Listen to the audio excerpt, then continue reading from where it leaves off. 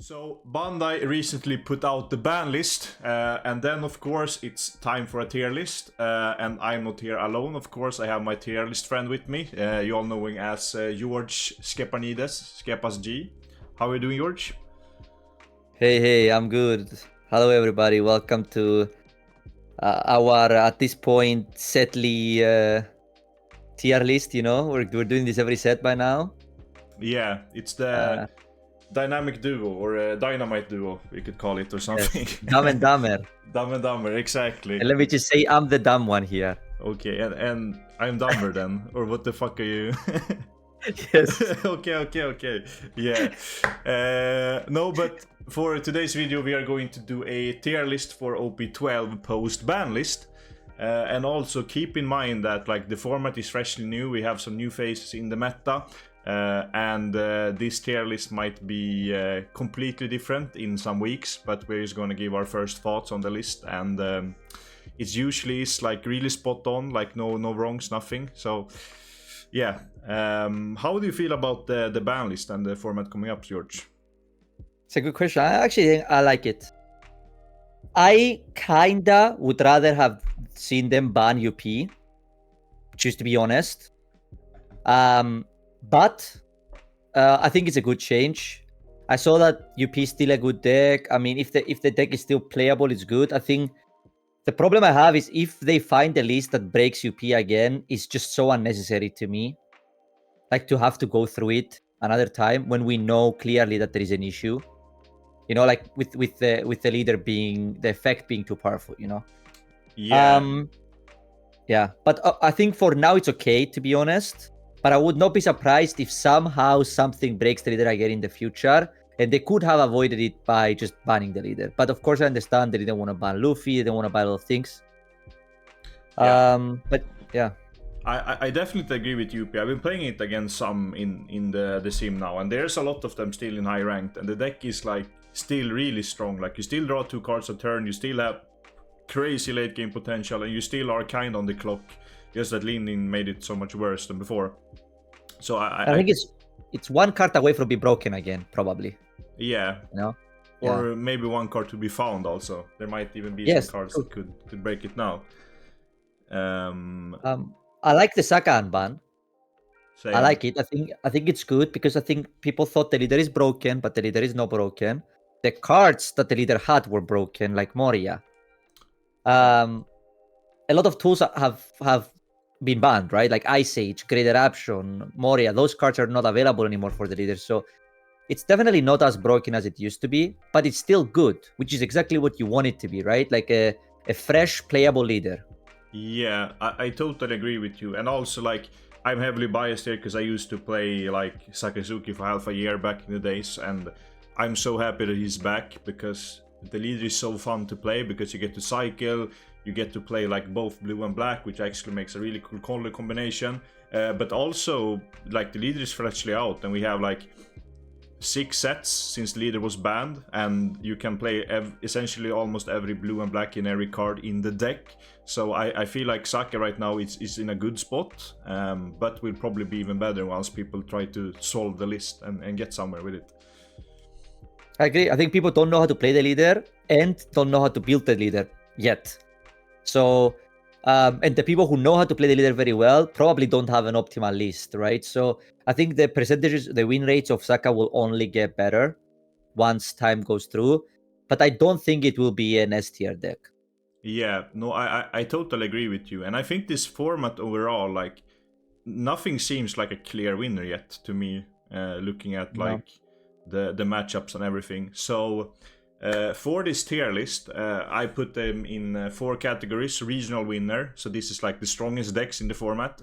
Then we have contender, which are decks that still are really strong and like would not be surprising if they end up in the tier above. And then we have the can top, which are strong decks but are like a little bit more fringe. You're probably going to see them top now and then. I would say a good example of it from last format was Purple Black Luffy, because it didn't win anything big, but it did get some tops now and then. And then we have like locals decks, which are more like for fun. And keep in mind also, this is our opinions and your opinion may differ to us. And if your deck is not here, if you put it in like the wrong spot, we will at least have a reasoning behind it, and then you can comment down below why we are wrong or something.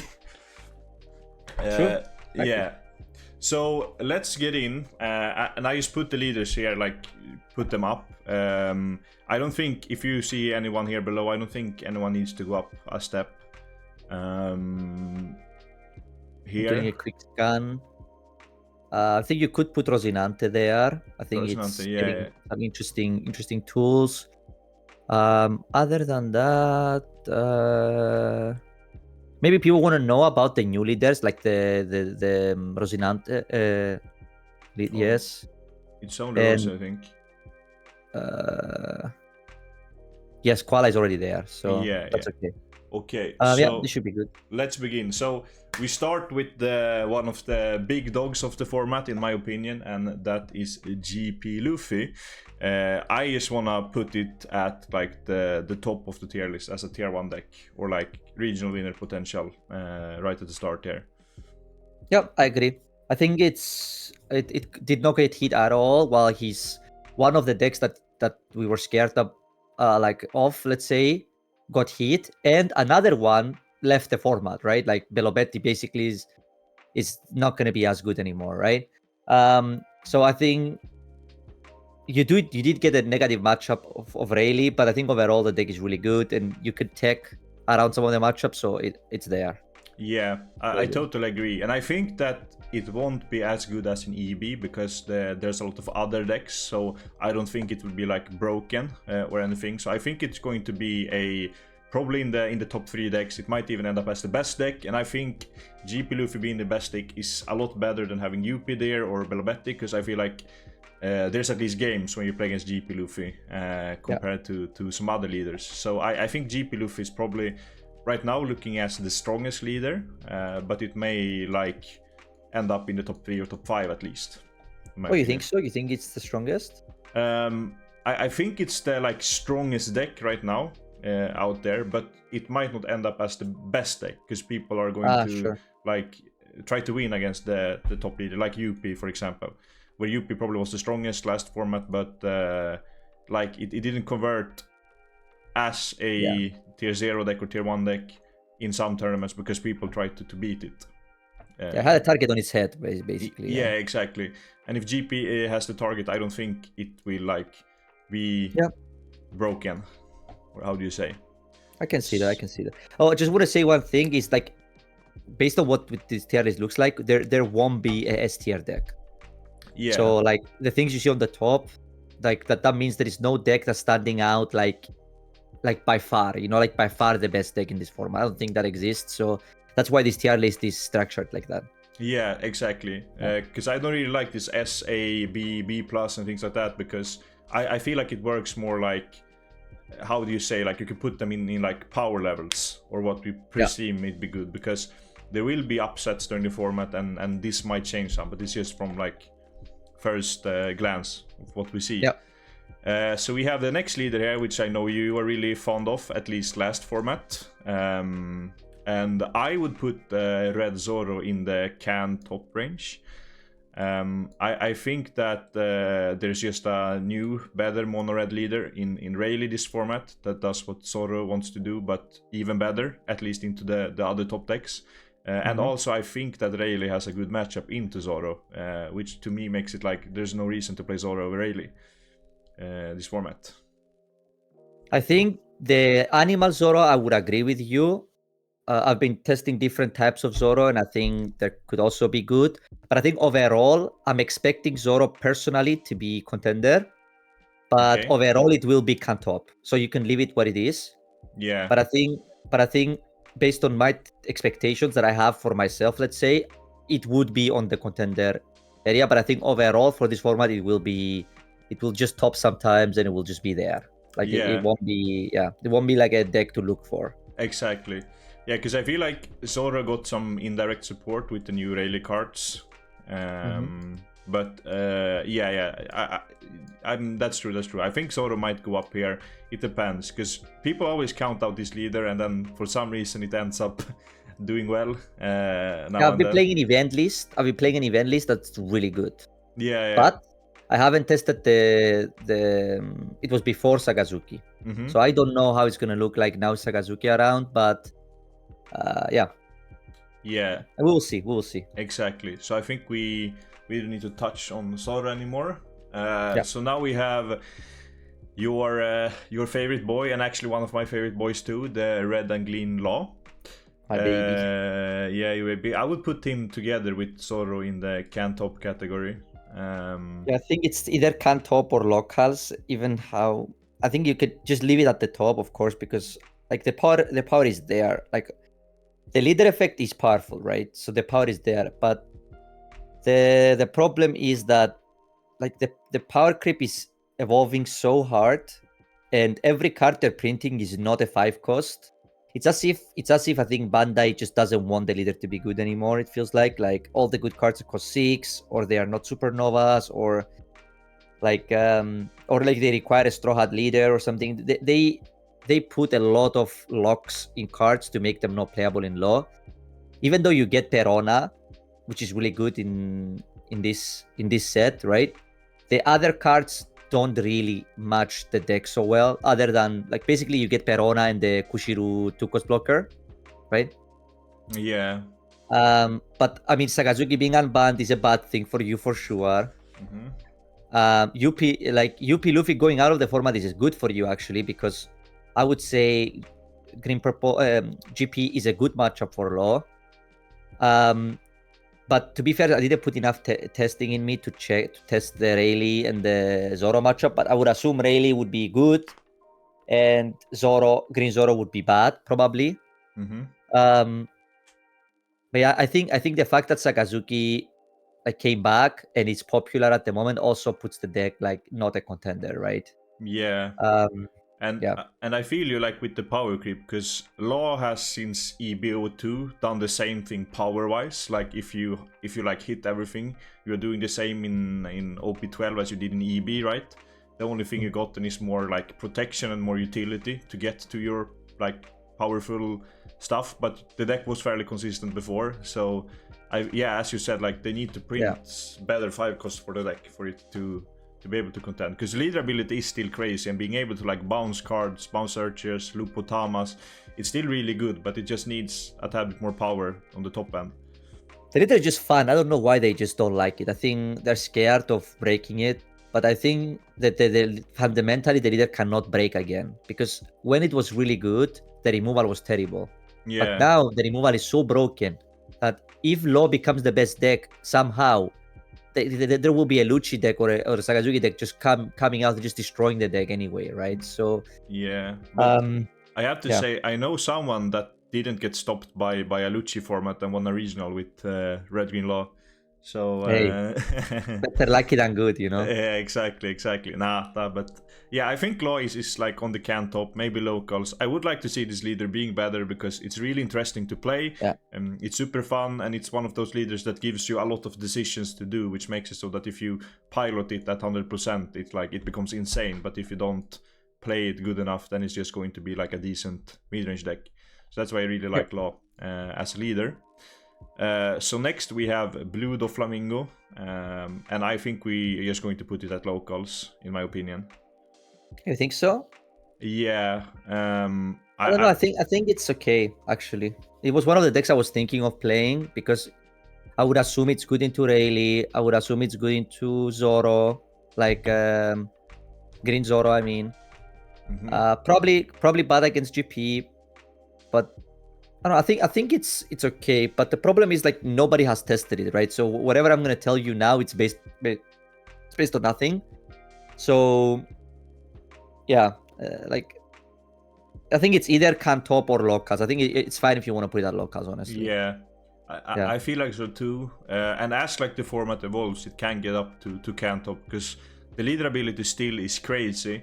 And with UP was like a big problem before, right? So UP being like slightly hit or not being able to heal makes it so that you can go more aggressive on the UP because they can't heal, and if you get them to 0, then you just need to femur and then hopefully win. Because the unblockable events got infinitely better, basically, right? Yeah, exactly, into UP. But I played a lot of games with Rayleigh where I swung like 18 on UPs in the end, and they still counted out of it because they still have Giant. They still play like Bagua and things like that. So but I think Doffy is in locals. I think it can get up higher, but I would also imagine that Saka coming back is not the best thing for Doffy either. You think so? I think Saka is probably better, easier than Luchi was. Yeah, because of the 4 lives, right? That might be. I just feel like Saka is like kinda easy to clear 4 drops with it, but yeah, no, I think that Doffy maybe could do something. Yeah. It's fine there. And then we have Whitebeard, red local Newgate. Local gate. Yeah, local gate. I would put locals gate there. But if you are what is he called, the American Whitebeard player? Chow. JCM. Yeah. JCM. Yeah. Then you're obviously on a contender because was like 2 tops, OP12 or something. OP11. I think like 3 or 4 in a row. I think. Yeah, with Whitebeard in. So I feel like he's probably as really efficient as this play style that Newgate wanna do. So I guess if you play the deck correctly, like perfectly, then you are like a really strong deck. And I also think you get this buff. Well, I don't know how to say it in English, but you get like things going your ways because people probably have not tested that much into Newgate. So every time you play in the shadows, it's harder to play against it. And if you play against someone who will do like play that thing 100%, then it's a lot harder to do. So I'd say that Newgate overall is in the locals level. Yeah. He also gets the buff that he's playing against Americans, right? So. Yeah, it was Skepas quote.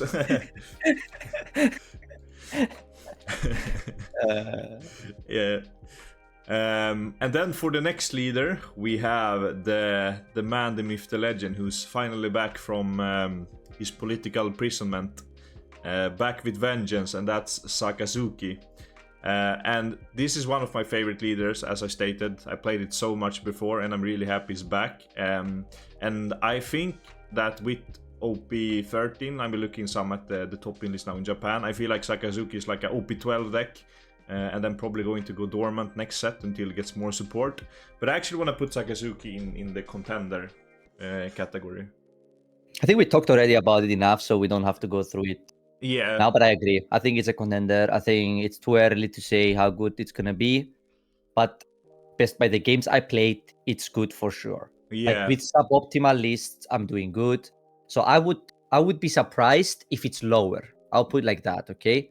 I think the contender is a safe bet. Mm-hmm. I think it's either contender or like better. That's what I think. I tested a list that still feels like suboptimal because there's some weird ratios in it, and I managed to hit top 30 on ladder with it. And I have to say that one of the matchups people think are bad for Saka is the Green Zoro, who surprisingly like has been like positive for me when playing it, because you can like kind of outgrind them and then stock a counter to the end, and then you can win from there. So I feel like if Saka finds like a great list to the format, I think it will be in the regional winner category because the leader is just so generically good. But you need to find that list to be there. And now when I'm looking at the list, I don't find Green Zoro here for some reason. And I don't... Yeah, never mind. I have it here. We were talking about it. Yeah. So I feel like Sakazuki, contender, potential to be in the regional winner category. But yeah. So let's get to the next leader in Purple Luffy. I would actually want to put Purple Luffy in either can top or in the bottom spectrum of contender.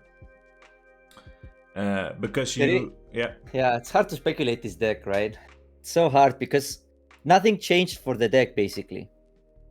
So the only thing, so it was a contender last format, right? Yeah. And I don't see why it wouldn't be, unless like the Green Zoro and the Rayleigh matchup are bad and the Saka matchup is bad. I know Saka used to be a bad matchup, but of course some things change with the deck, you know, like you have Eikos Katakuri now. Like, I think it's safe to put out contender, honestly, but it's not popular at all. So I don't know, right? I haven't seen it, but I think per level wise, it's probably a contender, right? Yeah, I mean, you can still play Lin Lin, you can still play Kata, you still have Giant, you still have like, Everything. essentially everything. Yeah, so Yeah.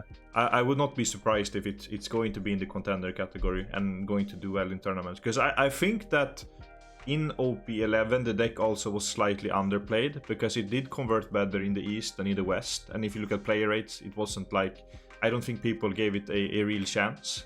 So I think that this deck was slightly undercooked for last format, and it's also in the same as like Sakazuki and Zoro. It's like a generic leader who has a crazy effect, so it will always like kinda be there.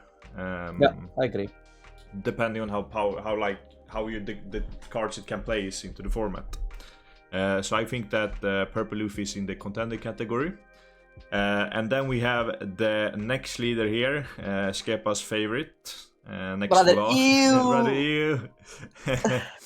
I would actually put Enel in the can top category and not the contender. It could be in the contender, but I think the problem Enel have and always will have is that its matchups are like so polarized. Like either you do really well into leaders or you do really bad into them. So I feel like Enel should be in the can top category. I don't know if you have the same opinion as me, but I don't know. I think, unfortunately, I don't like saying this. I think it's a contender. Like I'm like sure it's gonna be a contender, just because I see how many people play the deck. You know, like just around me, a lot of people, like in locals, a lot of people play Enel. It's like they're like cockroaches, you know. Like once the summer comes out, they all show up. Yeah, once you get a little bit of light, like a new card on the format, then everyone comes. It's over, bro. It's over. Yeah. It's like, bro. It's like so. And the deck, as you said, has polarizing matchups, right? Like I think Green Zoro, Rayleigh, Zoro, like those kind of decks are really, really good for Enel, and they are popular, right? So I think by default Enel will be good. The 10 cost Enel is broken. So yeah, and I think because of the 10 cost Enel, the Saka matchup got better actually. So at this point, I'm not even sure if Saka is favored into Enel. Yeah, like, I've been playing some games into Enel on the sim, and I feel like Enel hasn't been that much of a struggle, because you have, depending on what removal you decide to play, you can still do a lot. And in my Saka list, I run one 10 cost Kuzan, and into Enel you will eventually find it. And once it's out on board, with Raigo gone, like Enel has no way of killing it, so that makes it so easy to clear these big things with other things. And I also run one Graveblade, so you have tools to actually beat Enel. So I think Saka will have a good Enel matchup. If Enel is going to be played a lot, then you can tech for it slightly more. So I don't think Enel is going to be that much of a problem for Saka. But if it's like more aggressive Enel version, like with Kikunojuice, Basil Hawkins and things like that, I also think Saka is favored, because you don't KO the cards, you bot deck them. So you're not really scared of those either. So I think Enel is in the contender, but I think Enel will have the same problem as before. Like it will Giga Stomp some decks and it will get Giga Stomp by some decks. Yeah. I do want to say one thing is that the problem that Enel has is that it always does the same thing, and it's so easy to beat. So like if Enel becomes popular, decks like Green Zoro will just put 9 cost Zoro in their deck. Yeah. Right? And so we will see, but I think it's gonna be so popular, like not like it's gonna be like the most played deck, but it's gonna be very high on the percentage. I think maybe like the 4th, 5th most popular deck, you know, when it's not probably the 4th, 5th best deck. Yeah. So that's why I think you have to respect it as a contender, right? Yeah. And I think Enel is the only thing holding me back from playing Rayleigh. I can tell you, I have a very strong mental. But even I cannot handle going to a regional and facing some random NL person on round 1 and losing when they play terrible, and then they are playing really, really bad, but it doesn't matter because like by the nature of how the leader works, they're gonna beat you most likely, right? Because the matchup is so bad. I don't know. I think Rayleigh's, we're going to Rayleigh next. Because, I want to say, because I think Rayleigh is a regional winner. Yeah, it's like same. on the top for sure. Like the deck is probably one of the most fun decks. You know what? I'm gonna say this right now. What I like about what we have right now is that the top 2 decks we have there, they're both interesting to play. You know, like the regional winners, they're both like, you have to play properly. You have a lot of decisions, deck building and playing wise. And I think that's when, for me, a deck that's good is done well. Yeah. You know, it's like a powerful deck, but you also need to be able to play it very well. It's the same with Saka, right? Which is exactly the problem I have with Green Zoro, which we're gonna go to. Yeah. Right. So But yeah, I agree with you with Rayleigh. I think it's probably like the best red deck we have in the format now. And I actually have picked up the deck and I have played it a lot on the sim, but also like IRL. And I feel like, yeah, the deck is really fun to play. You really have to play the game. You have a lot of, like, your skill is tested in the way you do combat, like how you swing, how you read your opponent, what they have. And you get in a lot of scenarios where you have like 100% lethal if you swing right, but you have to find a way to do it. And that, like, how we work with info and everything. And also the mirror match is like probably, to me, the best mirror I played since the OP12 Saka mirror. Yeah. Because I think it's, yeah, I think it's one of the decks which you can get the most out of coaching as well. Like some people come for coaching, you know, with decks like Enel. There's like nothing you could, like, this very limited amount of things you can teach somebody. But I think the Rayleigh mirror in particular is really a detailed mirror, and you can learn a lot by like watching somebody that's better than you, right? Like streams of somebody that's playing a Rayleigh. Or I think it's one of those decks which is, it's so in depth, like decisions matter so much that the more you watch and play, the more you learn about the leader. Yeah. And also, like, if you run the mirrors, if you are better than your opponent, then you're probably gonna win like 9 or 10 out of 10 games if you play, because there's so much. I guess there's a little bit slight higher potential if one draws like multiple Luffys and uses 0, but in general, like, if both sees like good or average, then the better player is going to win like every game, which I really like, and that's how it's supposed to be. 4 days ago, I had a game. I wish I was recording, honestly. Is like, I was playing the mirror. He went second. He played Luffy, Sanji on 4, and I did not have Luffy on 5. And then he played another Luffy on 6, and I still won the game. Yeah. And it was close, very close, like, of course, right? And he probably made a mistake somewhere, but it's one of those games where, like it mattered so much playing properly that even though like I opened way worse, in the end, it balanced out to the point where I had the chance, like I won the game in the end, right? So I think in most mirrors, let's say like if one of them opens like the optimal opening and the other one doesn't, it's just over, right? Like gameplay does not matter anymore. Yeah. No, I totally agree, and I think Rayleigh is a really welcome deck to be in like top contender together with GP and potentially like some of the other leaders down below. So let's get to the boogeyman of OP11, the queen of OP11 in Belo Betty. To me, I would actually put the deck in can top right now. I don't know how you feel, but I feel like Belo Betty specifically were in a really good spot because you had like a good matchup into the 2 most played decks, and you could beat almost everything else. But I feel like now with like the format shifting, Rayleigh getting in, Saka coming up, Teach is still in the meta, Enel being here, I feel like Betty like lost a lot of ground to play. I think actually Betty has the biggest like drop I ever seen of any leader, and the biggest increase as well. Like it went from nothing to really good top tier to a thing actually is nothing now. I actually think it's a local deck. You think I so? know people are gonna like, I found it in the tournament I played GP and I beat it. But it doesn't say too much. But GP is playing more like tools now. They play events, which is more counter power, right? Like some people play Bagua. Like GP, like the list change a bit. They're more defensive to plan for Zoro, for Green Zoro, which makes it in a way a little bit worse. It also they play for Green Zoro now so that you have answers to Sakazuki. You know, like all these changes really like increase the win rate, and that's the only deck you're favored against if the top decks, right? Like Enel is terrible, Sakazuki is probably awful, Rayleigh is I would think unwinnable. Mm-hmm. And Green Zoro is terrible. Yeah. Right? So, like, if all those decks are bad, what are you picking Belo Betty to beat, you know?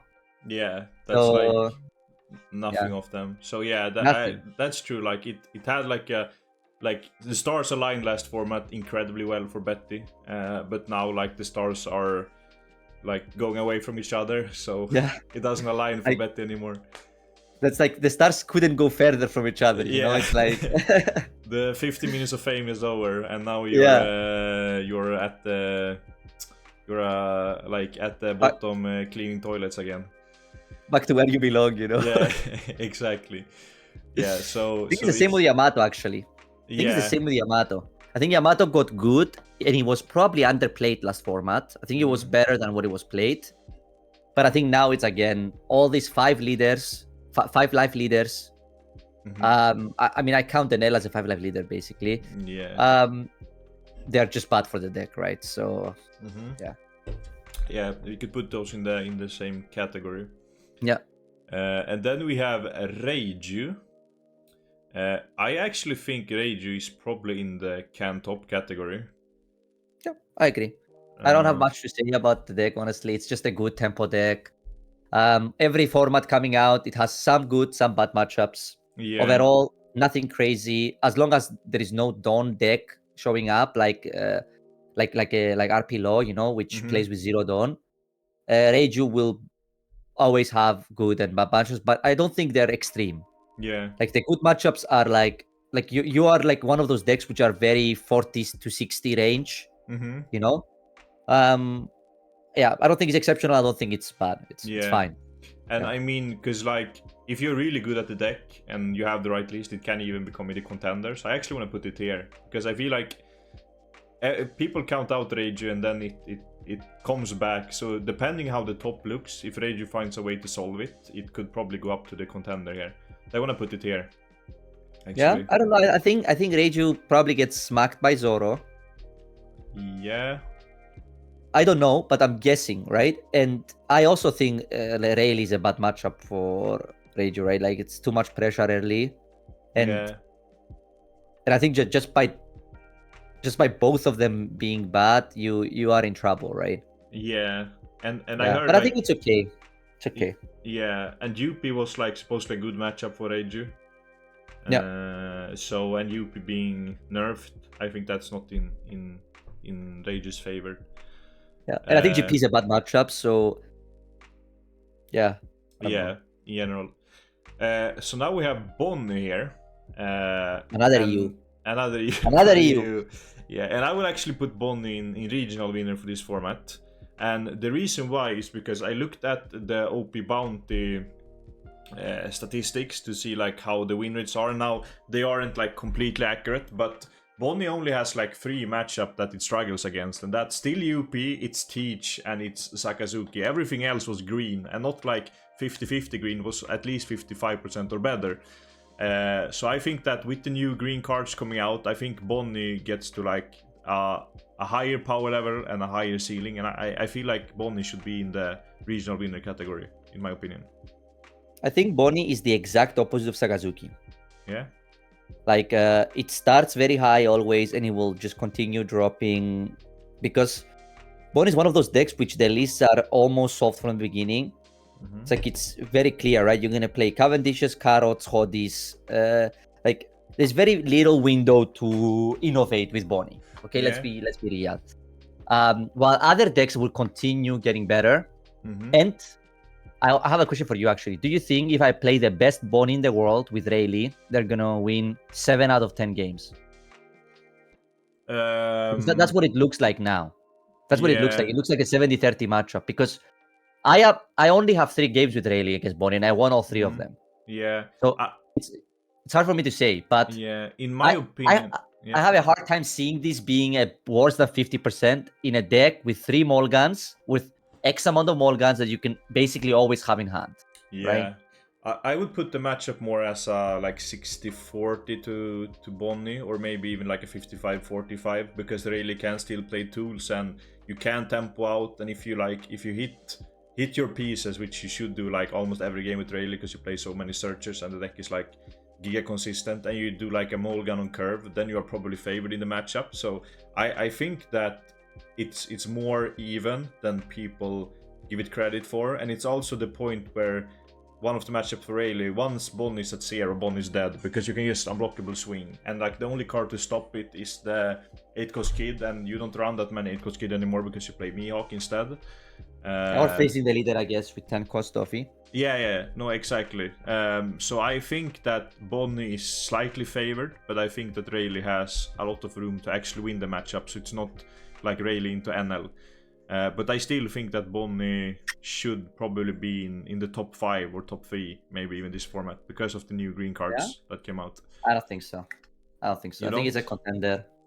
I think it's probably like the 6th or 7th best deck in this format. I mean, yeah. I mean, you can. It's your tier list in the end, right? Like, well, it's our tier list, but I mean, you're the one controlling the mouse in the end. I don't think it's that good as people think. I think the deck is the most overhyped deck in the game, together with Enel, I would say. Mm-hmm. I think those two decks are the decks where people think they are a lot better than they actually are. But yeah, it's a deck I never had a problem with, even with GP. Yeah. Even with GP, I never felt like it was a bad matchup. And to this day, I don't, because it used to be a bad matchup because of 8-cost Kid. Mm-hmm. But a lot of people don't even play 8-cost Kid anymore, right? Because they play Mihawk. Mm-hmm. So, I haven't played a lot against the deck, so I don't have a definitive answer here to tell you. But what I can tell you is that I would be very surprised if Bonnie is, like, in 1 month from now, is still favored against all the decks we talked about now. Same with Green Zoro. I think Green Zoro probably good against Bonnie. Like, at least 50-50. Yeah, it could be. I just think, like, I just look at, like, the statistics and some people I talk to who plays Bonnie. But yeah, Bonnie is still, like, as you said, like, the lists are set, so the longer the format goes, I think the deck, as you said, drops off slightly more and more. So let's go to the next monocolored leader that has like a generic strong effect in Luchi. I think Luchi should either be in can top or the bottom of contender, in my opinion. Because I think the leader you have to compare Luchi to is Sakazuki. So Sakazuki essentially both have the same effect of getting to decrease something on attack, but Sakazuki gets more consistency, gets cycle, and Luchi gets to mill too. So Sakazuki essentially gets a deeper card pool and has a stronger effect, but Luchi have 5 life. So I think it all depends if the extra cycle and the blue cards are better than 1 extra life. And I would say that I think that Sakazuki is just going to be a better version than Luchi in this format, because of the card pool and the added consistency. I think it will all depend on how the matchup spread of Luchi is for, like, because I think Rayleigh matchup is better for Luchi. Mm-hmm. I would say Green Zoro matchup is probably better for Luchi. But I did hear, like, the late game decks, let's say, the like Enels and those kind of decks. They are better for Saka, I would say, than for Luchi, just because you have more tools to deal with, like, the pressure. But honestly, I have no opinion on Luchi. It's very hard to say. I think it's probably a contender, like bottom of contender, I would say. And I would not be surprised if it's just a better deck than Saka in the end. Like, I don't want to say it, because obviously I don't want people to play this stinky leader. But the problem that Luchi has, it's not consistent, right? Yeah. Like, I would say probably it's more powerful than Saka, just because of having 5 life. Yeah, I mean, but the consistency matters, like playing a leader where it's completely random. It's like I had a comment. Somebody said, "Why do people hate Luchi?" I think it was Noah who said that. Why do people hate Luchi and not hate Saka? Well, because one deck mills 2 random cards and they just draw the one they need, and the other one basically draws 2 cards a turn. Yeah. So you can expect Saka to have it, but Luchi, it's very unlikely they have it. They just need to draw the perfect card every turn. Yeah. Right? So...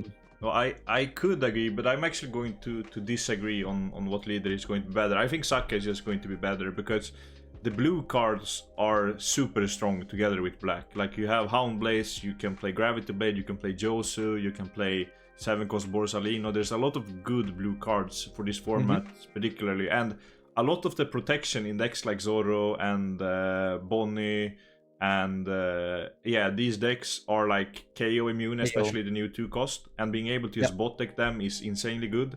Like for example on 6 Dawn, if you Bonnie opponent on 5 plays Cavendish and then the 2-cost blocker, then you can go Rebecca Hina and just like Amano Murakumo. Like both of them, because it can't be protected. So I think Saka is going to be better because of the card pool and the added consistency. So if you're running like a 10-round event, I think Saka is going to get the upper hand. I think Saka is better. Okay, I don't know if it hurt. I think Saka is better for sure, but I'm saying if the format runs out and we find out that because of the 5 lives, Luchi is better, I would not be surprised. Okay, right? No, I could agree with that. So it's 1 extra life versus the other things. But kind of agree. So, and Luchi is probably always going to be in this contender category because it's the best mono black leader we have. Yeah, exactly. And 5 life and everything is really good. And actually for Saka, I wanted to try to play like a CP version of Saka with like testing Spandams and things like that. But Spandam is locked to CP leader for some reason, so you can't play the Searcher. Because I felt like Tempest Kick is still one of the best cards in the deck, and I want to see as many of them as possible, so having a Searcher for it would be great. And there's still some good CP cards like the Kaku. You could maybe run Stussy, you could run like Who's Who and things like that, but you can't sadly run the Searcher. And also you can like play Jobusu, bounce the Search and search again, so but you can't sadly. Let's get to the next leader in Marco, which to me is one of my personal favorites. And if you're talking to Rick Master Flash and me, would probably put it in contender. But how the format... In reality, it's a top. It's can top. Yeah, I'd put it here. Like, Marco is one of these decks too, which is like, there's not that many people playing it, and there's not that many people who are really efficient at it. So if you are really efficient on the deck and like get a great list, I think you could be in the like contender or maybe even regional winner, because it has won regionals before, right? But I think for this format, I haven't tested it enough, like, because I played a lot last format, but I can't give a clear opinion on it, because it's a deck too who has like so many tools. You can play like Whitebeard Pirates, you can play Animals, you can play like Hybrid, you can play this top, and you can play this mid game. Like, there's so much variety in the deck. So I feel like if people would put more time into it, and like a lot of people would do it, I think it would be higher for now. But to me now, I think it's in the can top category. Yeah, I agree. I think it's a good deck. It's a good leader. I think it's similar to Reiju to me. You know, it's one of those leaders which is always powerful, not too high, not too low, but I don't think it's exceptional, right? Yeah. So, yeah. And yeah, I was also. But last format, it was better. It was better than what it did, for sure. I can tell you that. Yeah. Like it was undervalued last format, for sure. This format, I don't know yet. Yeah. I mean, we will see, because I would not be surprised if Marco ends up in like a top contender, depending on the format is. But I also have to say, with UP as a deck, I feel like Marco had a good matchup into UP last format, but this format you actually suffer from the bans, because UP is going to play more Mihawks, going to play more 8-cost Luffys and things like that, and those cards like Mihawk especially is really good into Marco, because you can bot deck Newgate. So I feel like Luffy changing the cards and the list becoming slightly different is actually a bad thing for Marco, because before you had good answers to what Luffy did, but now you are going to struggle more against it, especially against Mihawk, 8-cost Luffy and things like that. I also think it's possible that you cut the 9-cost Sanjis to beat the aggro decks that are now popular, and without them you also lose to the other slow decks, right? So yeah, I think it's just a good deck, right? Like we can just move on to a more interesting deck, which I think this deck, I don't know, man. I don't think it's there yet. No. I think I would like it to be in contender, to be honest. And I think the deck is not solved yet, because I just don't like these slow lists. Yeah. Just don't. I'm just not a fan of this. Like a Kuma, he'll pass with 5 events open and survive. I just don't think that's what the leader was intended to be. Oh. You know, I feel like the leader was intended to go to to play super aggressive, use your life as a resource, and then for the later stage of the game, you can heal if it's necessary to like potentially survive, but I feel like it just doesn't work, right? Like decks like GP, it doesn't matter how many events you have, they will kill you if you're at 0 life, right? Like decks like Green Zoro, how many events are you gonna have? Like they're gonna sink 53 times. Like you can't survive like that, right? So I think the idea of the way you play the deck, and as long as there is no searcher that searches both Sky Island and Nolan, I think the deck will be can top. And unless people find something crazy, because there is events that search Nolan, right? Yeah. But they're events. Yeah. And the deck is tempo. The deck plays fast. You want it to be tempo, right? So I think the deck is strong. I think the deck is really fun to play as well. But I think it's just not there yet. Yeah. I feel like what the deck needs is like a 3-cost, 3/5, no counter. On play, look at top 5, take a like Shandorian Warrior or a Noland. I think that was all the deck. That would break the game, I think. You think so? I think that card would make the deck instantly like regional winner, I think. Okay, yeah. Maybe. But yeah, I feel like I'm not saying STR broken, but I'm saying it will make the deck really, really good. Like Yeah, because that's what I feel like it kind of needs to get back. Like a way that tempos and searches in the same way. And you have the 5/7, but it's conditional because you need to bot stage and can't find Noland either. So I think if the 5-drop could find Nolan, the deck would be much better. Yeah. I agree. And it would be healthy, I think, because then you need the stage, and you need the 5-drop, and you need to hit the Nolan with the 5-drop so you can heal the turn after. Right? I think that would be a great. Like if they would ever do like errata of cards, that would be a great change to make the deck good. Well, yeah. But not giving Benekint broken. Yeah. Like that. Yeah. Because I feel like Calgara also suffers in that, like the matchup curse, where you have like crazy good matchups, but then you have really bad ones. So it all depends how the format lines up for it. Like it's like if the stars align, like for Betty, it might be really nice, but I feel like it's really rare that it happens like it did with Betty. So I think it's in the can top category. But yeah, like probably gonna get some tops here and there, but I don't think it will be like in the regional winner category. So let's get to the next leader here in red, Shanks. Sorry, I got nauseous a bit for a second. Oh, yeah, red Shanks. I would put it in the contender category, in my opinion.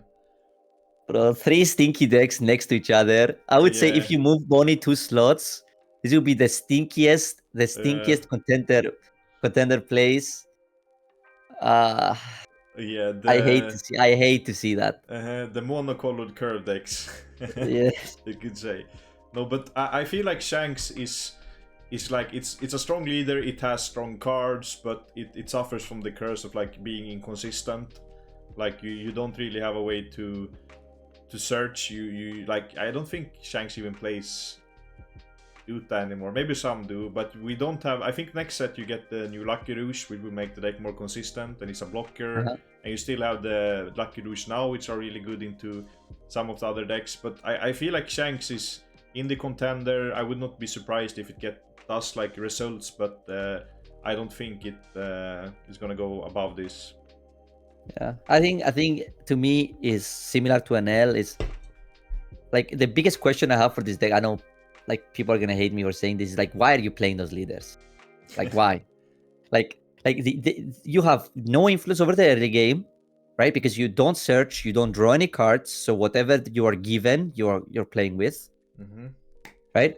And the matchups are very polarizing, right? You're either really good or really bad. So I don't know. I think that the new 4-cost Shanks is a nice card, right? It's a good card for the deck because it solves a little bit the prick issue. Yeah.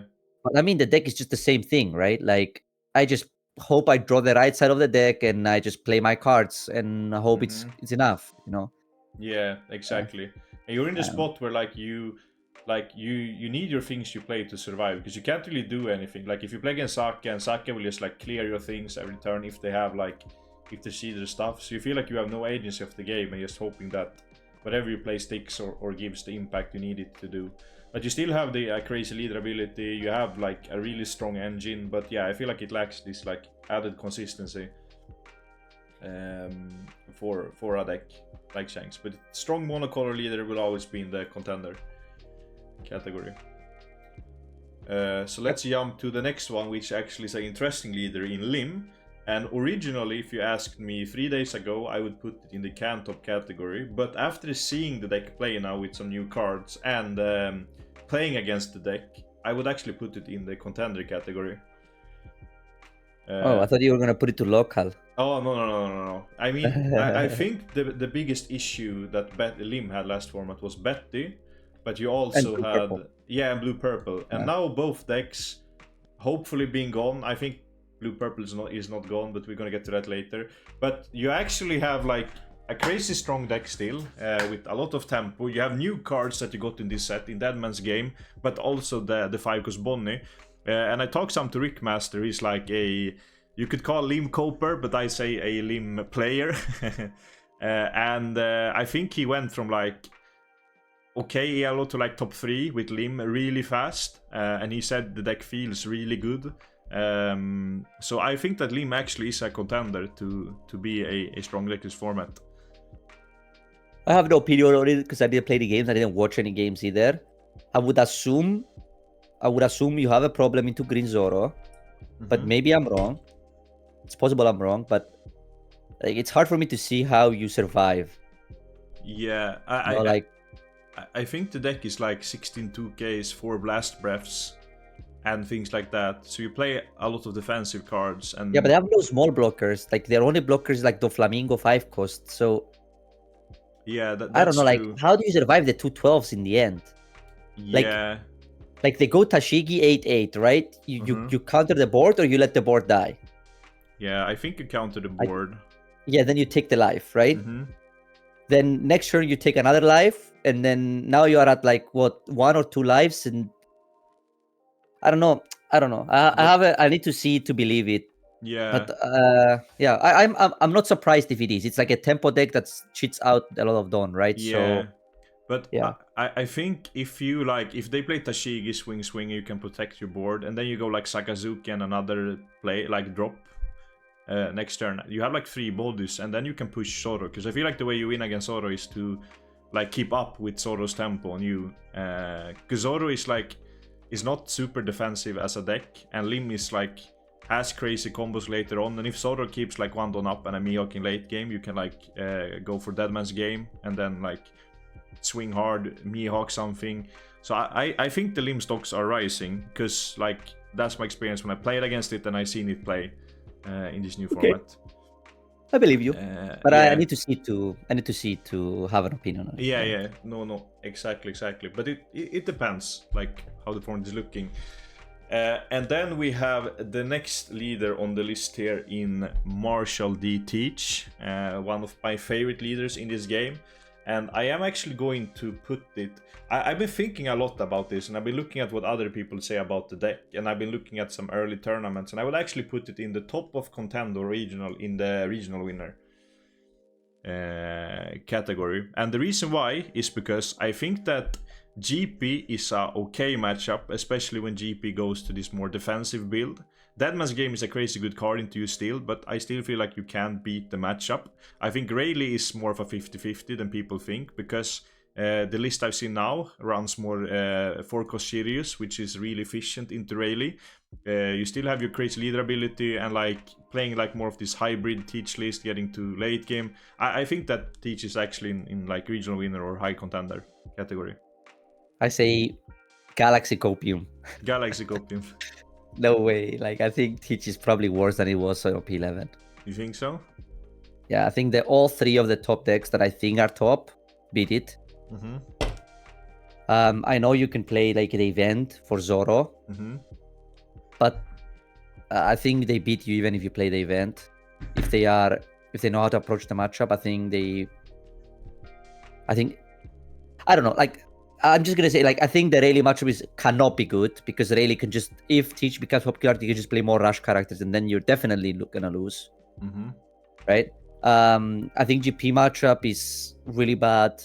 I mean, of course you can win it, but I mean, it was bad before. You gained nothing, and they gain searchable tab 2. Right? Like, Like it was probably 60-40 before. I would say it's probably worse now. Yeah. Maybe 55-45 before or something, but it's probably more now. So if we're gonna put Green Zoro into like regional winner tier, you cannot put Teach in the top tier, right? Like it's just. Yeah, I the list I've seen like that did well. There was like now it's only like locally tournament, but it was like a 50-player Italian tournament, and I think 2 of the top 4 were Teach, and both of them played 3 Black Vortex each. And I think that card is really good for Teach specifically because it's not only good into Green Zoro, like it's a crazy good card into GP because you can do it on the Rush Luffy.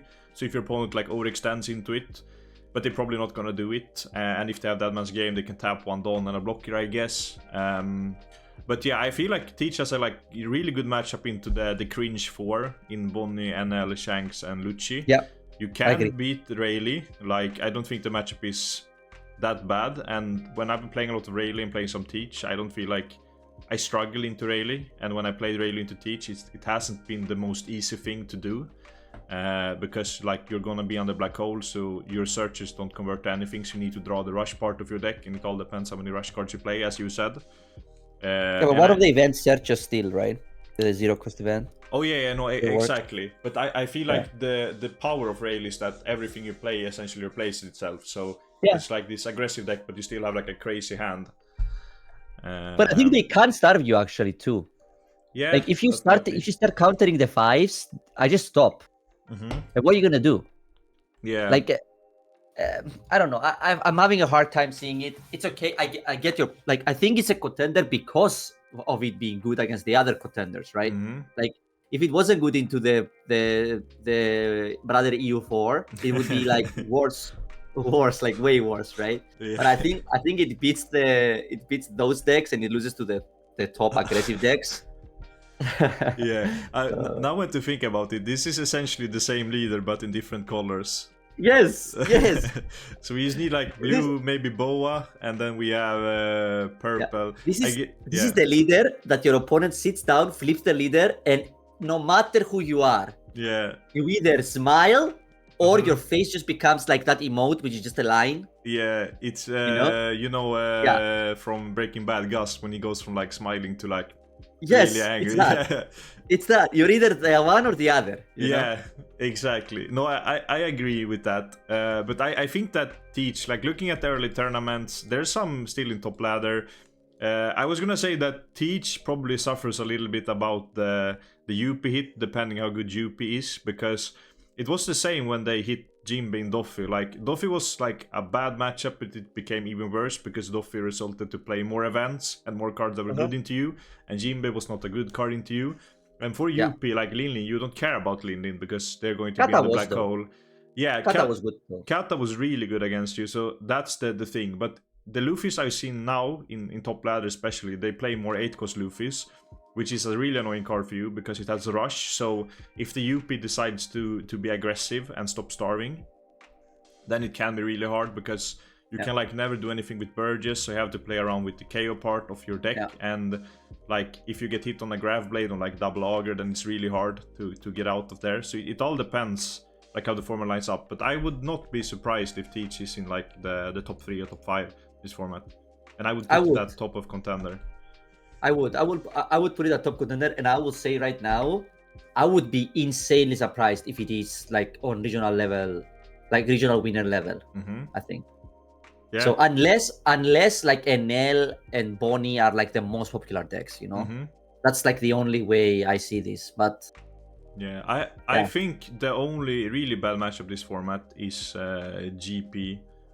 In my opinion, what I've been seeing, especially in the list I've seen with like triple Shiryu, triple Black Vortex, like these kind of things, which does a lot better into Zoro. Because if you play against Zoro and you have like Black Vortex into Black Vortex, then you're probably winning, and your deck is so consistent. So if you want to have Black Vortex into Black Vortex, you are going to have it. So I think that Teach has legs to stand on, and obviously I'm also heavily biased with this because I play a lot of Teach, and like it's always gonna be a leader I like want to bring. But yeah, It depends. Yeah, Like, also, the matchup. wait. If you want to post this on YouTube, cut the tier. Let me restart now, bro. Teach is like tier 1, the best deck in the format. Okay. Okay, yeah. Now I cut it there. I cut it out. We Yeah, have the yeah. Teach going. Skepa said it's like regional winner. We should get a new tier for Teach here, essentially. Yeah. For the But yeah, I feel like you have strong matchup into a lot of the decks, especially the brother U4. Yeah. And you also like, you can beat Rayleigh, you can beat Green Zoro. I think GP is really tough this format, but overall I think Teach is going to be better than what people think it is right now. So let's get to another leader in the black purple Luffy, and I would actually put this one in. If you look at the other leaders in Can Top, I would probably put it in Can Top, but I think it's either locals or Can Top. And the reason why is because like UP supposedly was a good matchup, according to the people I talked to, and UP might be gone now from the format. Depending on, I think UP might still be here. But also you get a new really bad matchup in Rayleigh. GP was a bad matchup from before, and GP is like being even better decks. I don't really know how we do into the Brother U4, but I think that Purple Black is probably in the Can Top category. I think Shanks probably dunks on you because they can just kill whatever you play. Yeah. Bonnie is probably really good into you. Oh, not probably. Bonnie is really good into you. I would assume Luchi is like probably okay. And then Enel probably not so good. Yeah. I don't know. I think it's probably either bottom of Can Top or like locals. It's one of the two. Yeah, and I also think that Saka actually has a good matchup into you. Probably. Because you just like clear the bear Luffy, like, yeah. And then the deck doesn't do that much. And even though like you could go aggressive on Saka and like rush Luffy and things like that, I just think that it's too hard to actually do, because Saka is a good deck, I think. And yeah, that's just my opinion on Luffy. And then we have the next leader in Buggy, and I would also put Buggy in like the Can Top category. Yeah, I think Buggy is gonna suffer a lot by the fact that people think it's really good into Rayleigh, but it's not. Yeah, no, I agree. It's like 50-50. Yeah, because I think you lost your best matchup into UP, and Betty. I'm gonna be. I said this before as well when we did it with Ruben. I think it's not good at all. I think Buggy's probably like in the bottom of Can Top. Yeah, like I agree, because like none of your matchups are good. Like Teach is not good. Saka is probably good. You know, like Saka is the one for matchup that's good. I'm guessing. And then Purple Luffy is probably not good. Bonnie is most likely bad. Enel, I don't know about Enel actually. I have no idea. But I would not be surprised if Enel is not so good. You know? Like you have some good matchups there, but I think the most popular decks in the format are either 50-50 or really bad for you, like GP and the Green Zoro. So I just don't see it. Yeah. And it almost also gets into the Brother U5, but I feel like Buggy has a lot more cycling and searchers, so it's actually more consistent. Yeah. I think Buggy is EU to play against if you're playing like a deck that dies to Shu. But it's definitely not a random draw whenever you want deck, you know? Yeah. No, I definitely agree. So let's get to the next leader here, and I think Skepas is going to start take the I was gonna say, what's the fuck, this sport where you run and then you give like a stick to another one and they keep I don't know it in English actually. No, I don't say know it like English. a pole or something, but he's going to take the pole. I'm gonna take Amster's pole, guys. Yeah. And where do you want to put it? I think it's between Can Top and Contender. I think it's probably on the top of Can Top, even though I know people won't like to see this. And I think that's because like your best card against some of the decks is 8 cost Kid. Okay, like 8 cost Kid is a very polarizing card. It's really good against decks like GP, for example, right? And most GPs don't play Gamma Knife anymore. They play the new event if they play. So I think GP got better. Like GP is a good matchup now, but Rayleigh is really close. And Rayleigh is a really skill intense matchup, right? Like, if you're two players that are like on very high skill level playing that matchup, I think probably Rayleigh will win a bit more than 50%, right? So you're a bit unfavored. But of course, and Zoro, you are super unfavored, the green Zoro deck. I think my guide is being updated. I mean, by the time that the video is live, it will be updated. And you can see that I'm taking cards to beat Zoro.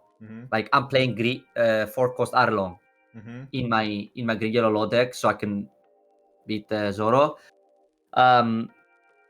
I think you are okay against the brother, like the EU decks. I think that's your like saving grace. I think Bonnie got worse for sure, because now you can't play as many of like the Zeus and Hoddies and all these cards that are situational. You can't play as many of them because you need to take against Zoro.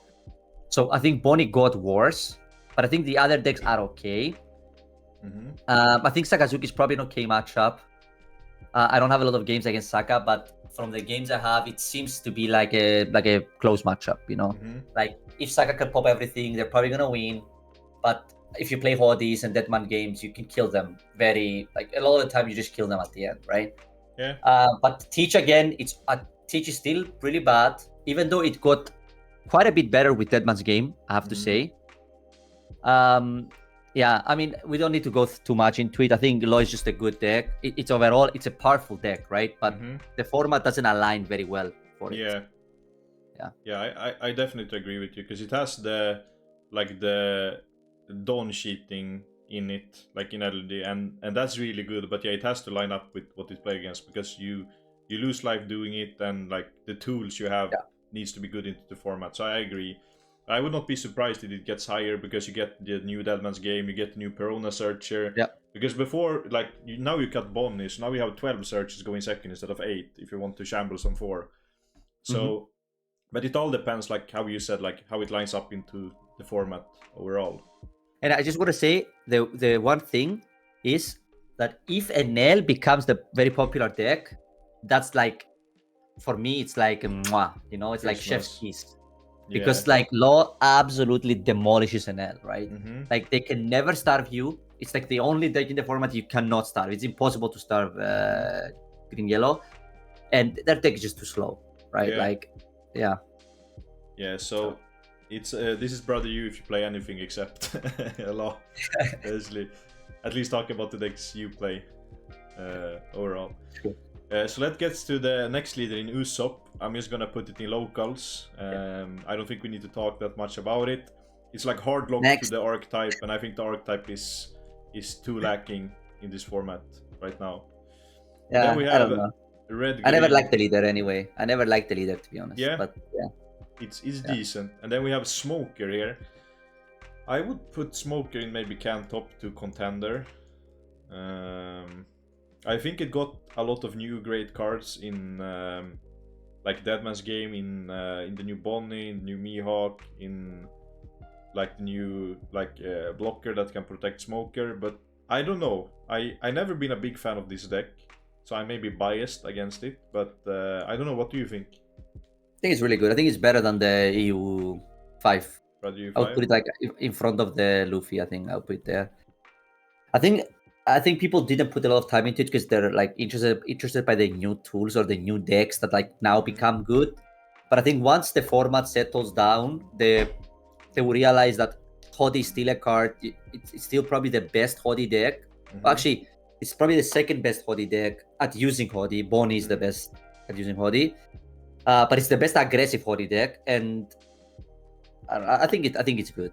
Yeah.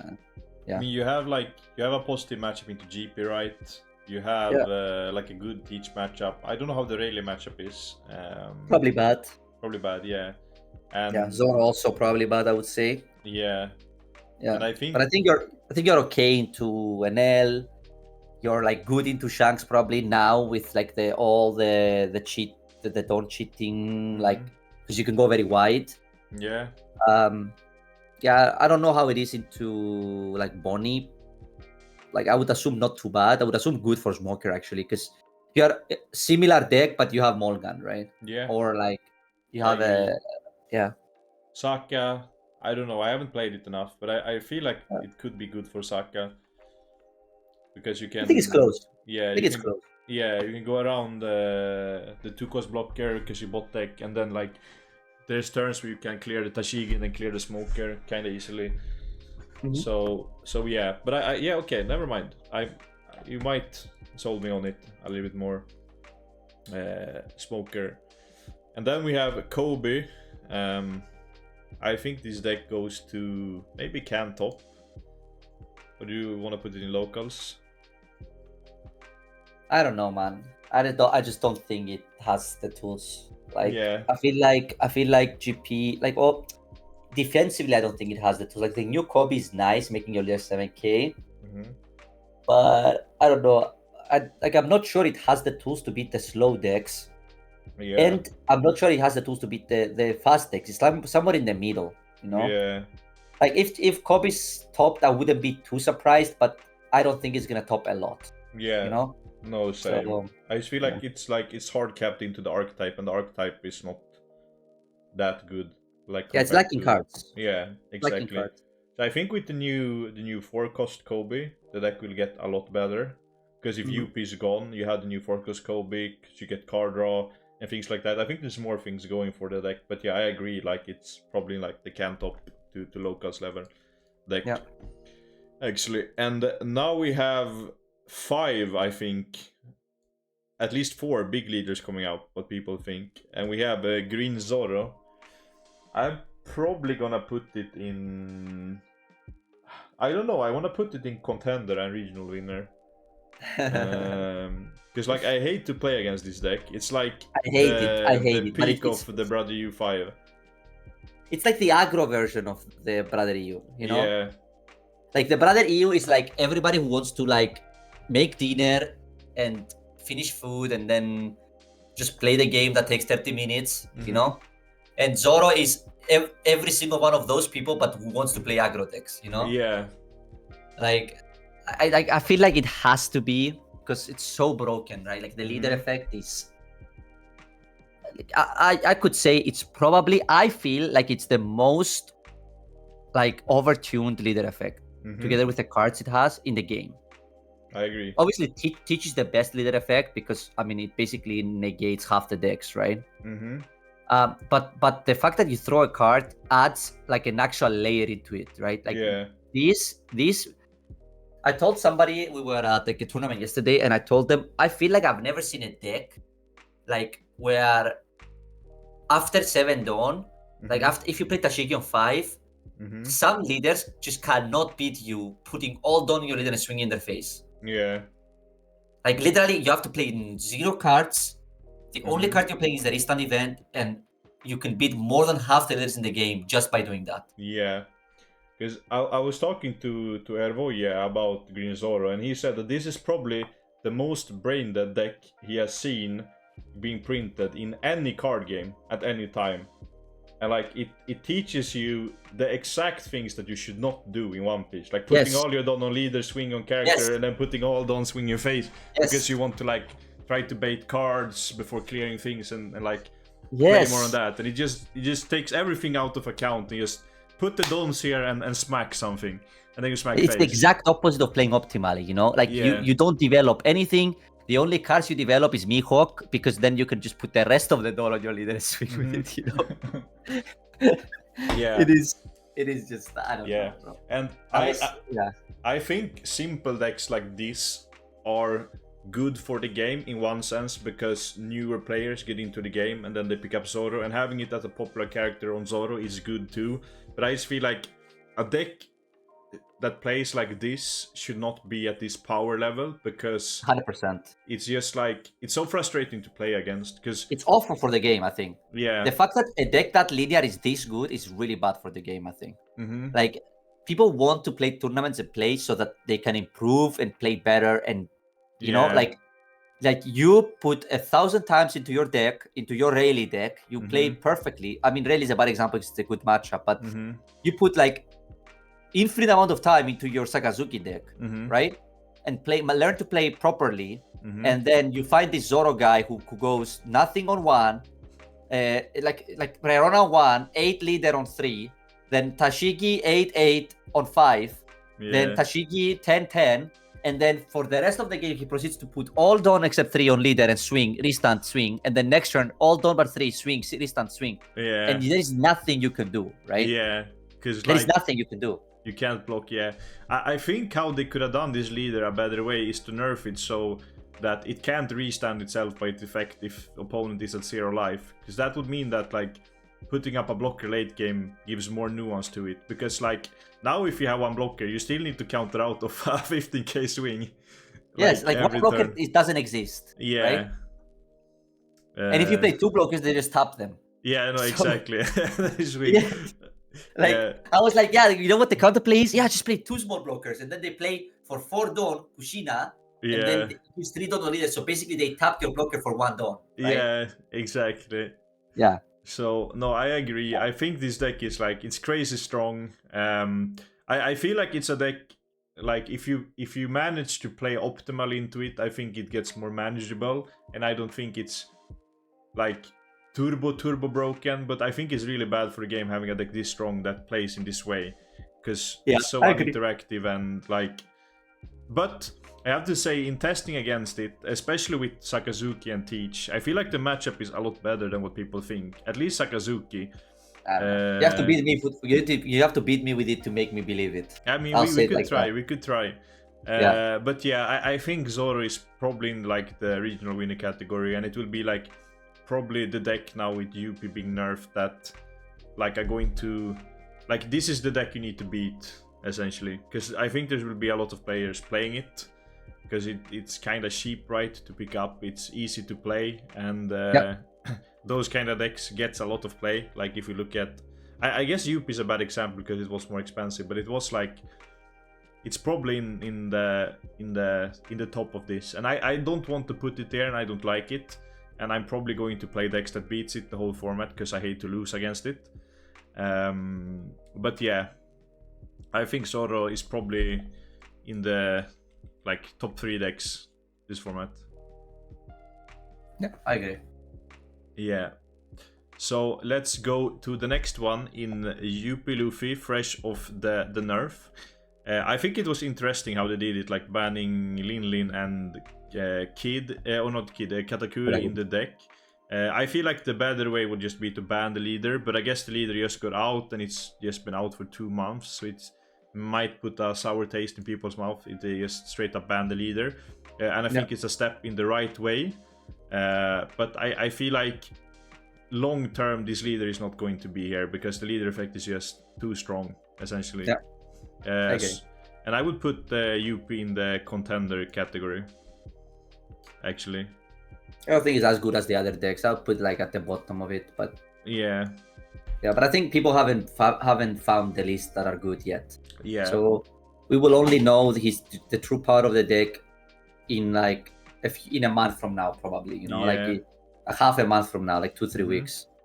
Yeah, because there is, like, when I play now, this is ladder, but there is actually a lot of UPs still in top ladder. Because you just went away from the Lin Kata to, like, some play Kyros, some play more 9-cost Luffys, Mihawks, and things like that. And the deck is still, like, you're still on a clock against the deck. Because even though you like, they can't heal anymore, and if you get into series, it's easier to be aggressive. But them being at series is kind of like Whitebeard, because you draw 2 cards a turn, you still have all these defensive events, but it suffers more to what it had a bad matchup to before. So I feel like the deck is not as strong, but I think a deck like GP, for example, used to be like 50-50 to a bit favored. Now it's just unfavored, right? Yeah, exactly. So I think UP is, like, now, but long term it's probably going to get banned, I think. Yeah, because the effect is just so crazy, and I agree. Yeah. Unless they really tune down on the purple cards, like the Straw Hat purple cards, right? Yeah, but I feel like with... I guess because you have to play a certain amount of Straw Hat cards, but I feel like Gear 2, Giant, Zoroyuro, the 5-cost Nami blocker, the 9-cost Sanji, the 2Ks, I feel like that engine is, like, is already Enough. there and good enough. Yeah. So it all depends what the other cards look like, what you can play out of Sanji, what other late game options you have. But yeah, you can still get these games. I played a UP yesterday who hit double Bagua trigger into Bagua event and like played nothing except Nami and still like went crazy. So the deck can still high roll and things like that. But I think, yeah, it's probably going to be a contender. But I would not be surprised if someone like breaks a list with it and it ends up becoming broken again. Yeah, I agree. Yeah, so let's go to the next one in Piss Kid. I think this leader will be in the contender category. Because I think you like it's kind of like Enel in one way. Like you have your like polarized matchup spread. This is like Enel, but you have more power mid game and less power late game. This is Enel, but when you're a cool guy. Yeah, that's what it is. Right? Exactly. Like this is like I feel like playing Enel, but I'm better than this. Then you play Yellow Kid, you know? Yeah. So I think Kid is a contender. It has like a really strong engine. Like the 7-cost law is good, make it blocker. You have the 8-cost Kid to burn. You have Hawkins, which is a good card. You have high roll potential. I hate to play against this deck because he plays Kikunoju, and Kikunoju is probably, since it was released, my most hated card, because if they get the Kikunoju trigger on like the second swing you do or something like that, you just feel so bad. Generally, so I think Piss Kid is like in the contender category. I would not be surprised if it managed to win a regional or like get good results. Do you agree with me or? Yeah, I think it's okay what it is. Yeah, I think it got worse after Saga came out. Oh yeah, that's true. But yeah, I think it's worse than Enel against Saga for sure. I guess you have the best 2-cost. I don't know. Yeah. Just leave it there. It's okay. Yeah, but I think the best 2-cost is not that good into Saka because they can just like swing it leader, swing it Brook, and then pop it, and then you can deal with the other thing kind of easily. Yeah, but I mean, sure, but then they lose the leader reduction and the Brook reduction, right? And then they have to find a different way to reduce your big thing and pop it. Yeah, no, that's true. Yeah. So let's get to the next one in Blue Sun here, or Blue Kuzan. I also think that Blue Kuzan is probably in the contender category. It's okay. Yeah, because I talked to a lot of people and they say the deck is good. I've seen some in top ladder, and like the cards are strong for the deck, especially like Ice Block being a tank later on. So I think this deck is just like good. I played a bit with it. Yeah. I feel like it has good matchup into Green Zoro. I feel like every other deck I played that I play against it, I beat it. So it's hard for me to say. I think with Green Yellow I beat it, with Rayleigh I beat it. With the GP Luffy you beat the deck. Yeah. I am not sure how it does against Teach, but I would assume it's bad into Teach. Yeah, it's bad into Teach. It's essentially like you play 10 8-drops or like 10 big drops, and then you play like defensive cards. You want to play around with like your Garp and Sakazuki and Kuzan. Yeah, I don't know. I'm not impressed by it. Let's say like that. I'm not impressed. No, I think it's just good. And I would not be surprised if it gets good results. But yeah. I feel like it's a little bit like. I think to me it's closer to top than to contender. You know, so? but you can leave it there. Okay, yeah. And then for the next deck we have UP Sanji. I would put this deck in can top, I think. Because I think this is also a deck which is really interesting deck building wise, because you have so many options. And I've seen like a smorgasbord of different lists with like some playing Rico Sunny, some not playing it at all, going more for the Beer Luffy Magellan. I've seen like a lot of things for this, and I think UP was one of your harder matchups, right? And UP being like nerfed is definitely good for Sanji. And but what I heard from, I know my friend Krulsor plays it a lot, and I think it has a bad matchup into Zoro. In general, GP as well. Yeah, GP as well. So I think I would not be surprised, because it did some results in Japan. I think like one tournament it had 2 in top 16 in a championship and things like that. So I think the leader is good, interesting, and it's probably going to be like the leader will scale the longer this game goes on. I like that kind of leader. I think it's a cool idea. Same. You know, so But it's okay. I think it's it's a strong leader. It can top, but it's nothing special, you know. I agree. I think it's exactly like it's interesting, you know. It's exactly what people expected from the leader, right? Like it's okay. Yeah. No, Well, exactly. now we're follow up to Koala, which is exactly yeah. what the exact opposite of what people expected. Except who, Upster? I want to hear it. Except Skepas. Tell them why. Skepas said this deck is gonna die, and it dies to people. I don't think we have to touch that much on it. I think the leader ability ended up being more of like an aggressive deck, but they decided to make it like mid-range, more late-game decks. It has like a leader ability that really conflicts with what the deck want to do. So I feel like Koala was missed opportunity because the leader effect is crazy. If it was attack anything with leader, it would be probably good. Yeah. But it's like forcing you to attack the leader to draw a card when you don't want to attack the leader anyway because you want to starve them. Yeah. It's like it's weird, you know. Yeah. Like I agree on that point. So I think maybe with more support, the leader can be good. Or if the format gets super slow. Yeah. Right? If the format is full Brother EU, then maybe Koala can be good. Yeah. So if you want to beat the Brother EU, play Koala. Yeah. But if we ever get to that point, I'm probably playing Riftbound anyway. So with the Brother, yeah, I've been playing some Riftbound, and the game is really good. I like it too. And there was like a big tournament yesterday in, I think it was China, because they are the ones who have it. Yeah, Kaisa won, right? Yeah, Kaisa won. That's the deck I want to play.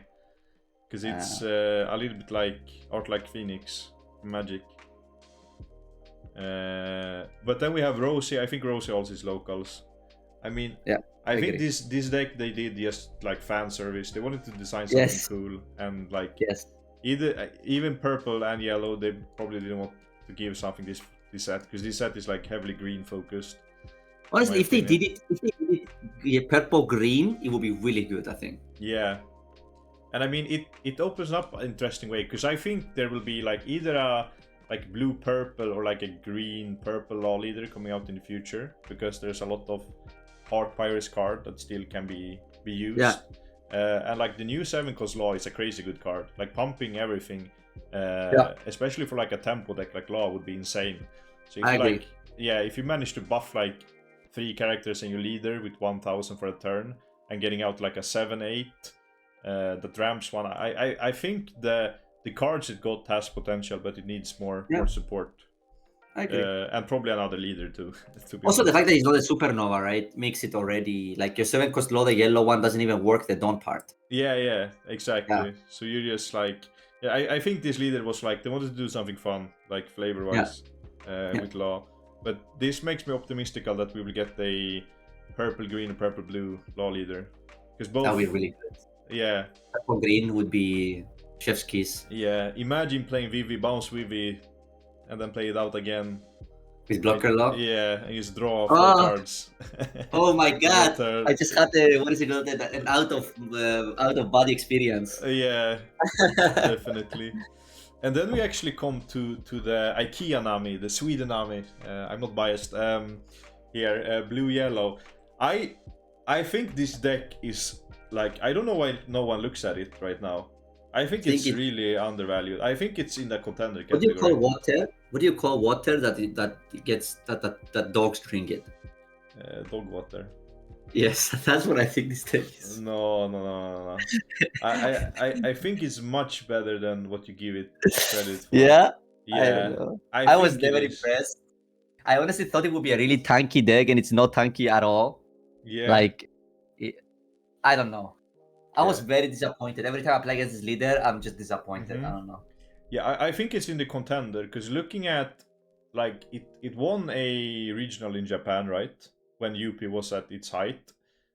I think it's missing the... Yeah, in OP12. Yeah, it did. Okay. I think it's missing the starter deck, the new gate, like the Whitebeard cards, like the 7-cost Ode and things like that. But once we get the 7-cost Ode and things like that, I wouldn't be surprised if this deck ends up becoming a contender. I think the deck still is really good. I have been testing it some against decks like Green Zoro, and you do alright into Green Zoro, you do alright into Rayleigh. I would say Rayleigh is even a good matchup. You can beat GP. I think that matchup is It's like if you solve it, it's good. So I think Blue Yellow Nami actually is like a deck that should be in the contender, and I don't know why no one because I see no one try to solve it. Like there's, I don't know, and it did well, but I think once we get the starter deck, we're going to see a lot more Blue Yellow Namis out there. Maybe, I don't know. I'm not a believer. I am not. But I am a believer. That's okay. Yeah. Fine. And then we have same for the next one, I think. Yeah, the next. I'm just gonna put Vega Punk in locals, sadly. Okay. It can be in can top, I guess, because the biggest problem you had in the game was actually UP, because you play against UP and you play a body, they go God's Threat on 5, and then they go Gravity Blade on 7, and then they go Lin on 9, and then you're like, okay, I can't win because he starred you and like out resources so much. And I think you I don't know, you don't like to play against the brother use, I guess. But do you like Saka? What did you say? Do you think you beat Saka? I don't think so. Then what the hell are you beating, bro? Yeah, you're probably beating Green Zoro, I think. Because you can. I'm not even sure. I'm not even sure. Imagine they go they just tap and kill everything you play, right? Yeah, but you can get out Atlas. You can have Pythagoras. You can heal. Stay at 2 life, which makes it hard for Zoro to kill you. I think you actually should beat Zoro. You beat Rayleigh. You should probably have a better matchup with the GP now, because GP takes slightly different. I don't know. People might go off Lufitaro because it was more like a UP tech. So I think Vega Punk actually is in a better spot than in OP12, because UP might be gone. We don't know. But yeah, Copium, yeah. I would say if we had the OP13 cards right now for Vega Punk, I think it definitely would be a good deck. But in OP13, I feel like everything else, with Emu coming out, everything getting more power, I feel like the engine is lacking a little bit. You have no shot. You have no shot. But we are getting a starter deck for Egghead 2, which might give some good cards for Vega Punk as a leader. Yeah. So I would not be surprised if it lines up well there. And the new 5 cost Shaka with a 5/7 vanilla is actually crazy for the deck. And also Atlas, the 2K is really good, because you can cut the Frankies and play Atlas instead as 2Ks, and then you can go down on the scientists and play more engine for the deck. So I think there's definitely always potential for this leader, but right now I think it's top of locals to maybe can top, because UP is not that bad anymore for the game overall. So let's go to the next leader in Black Yellow Luffy. I think this one is also in the probably can top category. Nah. You don't think so? No, I mean he got nothing, right? Yeah, I mean UP was a bad matchup, right? I mean, what do you think Zoro is a good matchup? No, I don't think so. But I'm just stating in the fact that it was one in finals, went 8-1 or 9-0, right, in Swiss. Yes, I also played one in X1 in Manchester, but I don't know. You can leave it there if you want. Yeah. I think it's in can top, because it can top, because that's what it has done. And then we have the green and blue Zonji, as people call it. And I think this is a leader where you feel really strong about. So I'm just going to let you take the poll again. I think I would put it exactly 4th into contender. There? Yes, I know you're going to say this is true copium. I know. You're going to say this is truly copium, okay? But let me explain you one thing. So, what matchup would do you first think is bad for Zoro Sanji? GP? It's not. Then, and if it does become, you just play carrots in the deck, and then you can freeze 2 things every turn, because carrot is not once per turn. Really? Really, it's like an aggro deck smacking each other, right? It's 2 aggro decks smacking each other, and you play 4 the top Zoros, so you can clear all their small things die. Right, so but I think Rayleigh is probably your worst matchup. Yeah. And Zoro would be your worst matchup if you didn't play Arlong, and you are able to just bounce Arlong whenever you want to just freeze the leader again. Yeah. Right? Then Teach is pretty good because you just play 4 Hodis and you're a deck that can restand and attack again, right? So like pressure is really high. Sakazuki, I think, is really close. It really depends if they can pop everything at the start, but you know, it's the definition. It's like you're a deck that doesn't run out of cards because you have VV, and you play the grid protection cards. Yeah. Right. So I don't know how it does it into Smoker, but I know for a fact everything that's not Bonnie is probably okay. From the yellow decks are probably fine, because don't forget you can play Pudding if you want. Yeah. Right, but Bonnie is just really hard, right? Like Bonnie is the one deck. Like I think Bonnie and Rayleigh are the decks that are gonna hold the deck back, but I think from the rest you can beat everything. Yeah, I agree. And if we look at Asia, it won a regional too in OP12. Yeah, and I don't even think the lists were optimal. Like they were playing 3 VV. Yeah. Like I think he was playing 3 VV or 3 Smoker 5 cost, and I think Smoker 5 cost is the best card in the deck, right? Because 7 banish twice every turn is insane, right? Like, and that's how you beat Enel as well. It's like you go going second, you play Smoker into the blocker, right? Then now they can't pop your Smoker, and then from that turn on, you just attack 7 twice, banish. What are they gonna do? Yeah. Right. No, I agree. Yeah, I think the deck is really fun to play as well, and it's really hard to play. I think if they made, like, the deck is missing very little. You know, if the leader was Supernova, it would be broken, I think. Yeah, because then you could play Kid Killer Searcher, which is a 2-cost and you can bounce, right? Yeah. The biggest downside of the deck is that there is no 2-cost Searcher you can bounce. That's really good, and you're forced to playing the East Blue Nami. Yeah. I guess it can find like a lot of the fishes, like the Arlong, the other fish cards are good for one the deck can. And then you blocker. Yeah, and then you block it too. Yeah, Kushru, yeah. So I think it's good, and Van de Decken is also still a crazy card, right? Insane. Yeah, I played on ladder. Yeah. On stream, I think it was on the Wednesday or something after the ban, and I found an Enel player. He went like 10 cost ace, attack 10. I let the thing die, and then next turn I put him to 0, and he goes 10 cost Enel. And the game looks super over, right? Like super over. And I just go Thunderdecker, pop 1, attack with leader, pick it up, play it, pop the other one. Yeah, and then and all of a sudden now his board is nothing. Yeah. Okay, he has nothing. He has nothing left, and it's Jover. Yeah. Because if you play something that's Rush, and I have a blocker in play, right? So he can't kill me. Yeah. I will just pick up the Thunderdecker again next turn and just kill it again if I have a fish. You know? So yeah, I mean, it's a very interesting and fun deck to play in general. I think there are many ways to build it, and I would say it's one of the decks where people haven't built it perfect yet. Yeah. And I'm still working on it, but I think it's really good. I really enjoy playing it. Yeah, I agree.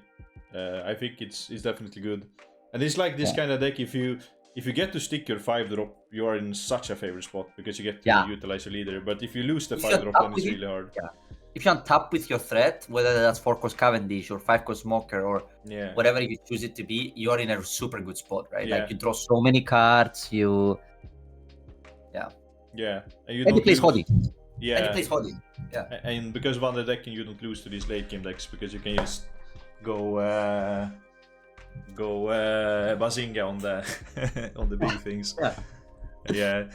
So let's get to the next deck here, which is also a green and blue deck, which you wanted to put there. Yeah, I think it can top. I think it's probably somewhere there. It has really good matchup into Green Zoro. Because of course you can force the leader swing into life instead of a character. Yeah. Right. So it makes it so that you can, in theory, make the effect not exist, right?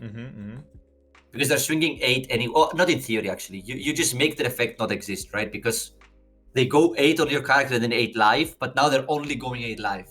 Yeah. Right. So, which is much better.